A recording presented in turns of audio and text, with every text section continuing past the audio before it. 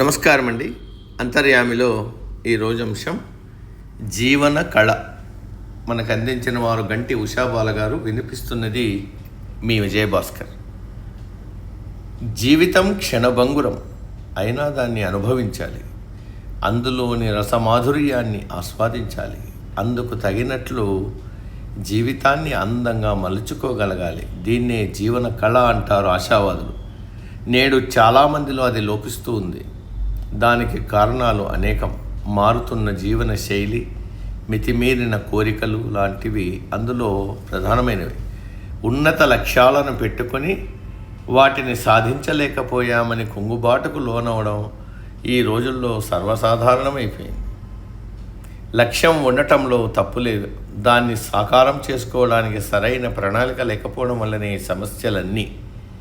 ఆటంకాలను అధిగమించి విజయాన్ని అందుకోలేకపోతే ఆ వ్యక్తి నిరాశ, నిస్పృహలకు లోనే ఈ విశాల ప్రపంచంలో ఒంటరివాడిగా తన ముందున్న దారులన్నీ మూసుకుపోయినట్లు భావిస్తాడు. దీన్నే నిర్వేదం అంటారు. అది మన ముందున్న ఇతర అవకాశాలని కూడా గుర్తించనివ్వదు. ఒక్కోసారి ఆ నైరాశ్యం విపరీత పరిణామాల వైపు నెట్టుతుంది. ఇప్పుడు చాలామందికి ఎదురవుతున్న పరిస్థితి ఇది. ఇలాంటిది ఆంజనేయుడికి తారసిల్లింది. కానీ దాన్ని అధిగమించి ఆదర్శప్రాయుడయ్యాడు. హనుమంతుడు లంకా నగరంలో ప్రవేశించి శత్రువులతో తన బాధను పంచుకోవడానికి అవకాశం లేక, సీతామాత కానరాక, ఉత్త చేతులతో రాముడి దగ్గరకు తిరిగి వెళ్ళలేక, తన మీద నమ్మకం ఉంచిన వానరులకు ముఖం ఎలా చూపించాలో తెలియక ఆత్మహత్యకు పూనుకోబోయాడు.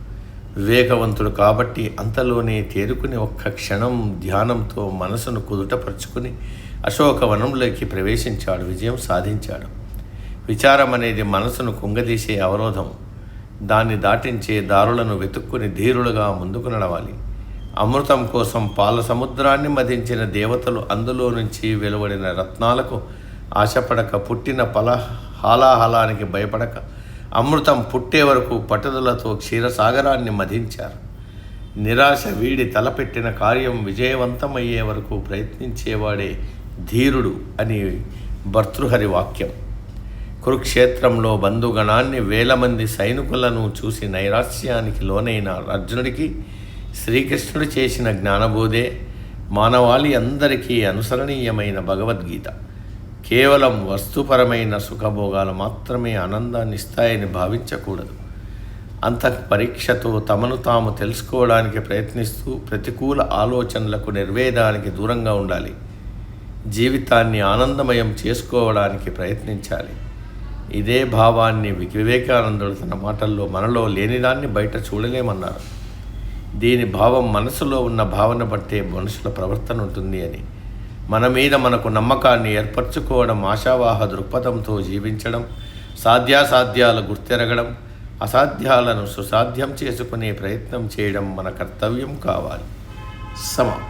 సర్వే జన సుఖినో భవంతు. అందరూ బాగుండాలి, అందులో మనం ఉండాలి.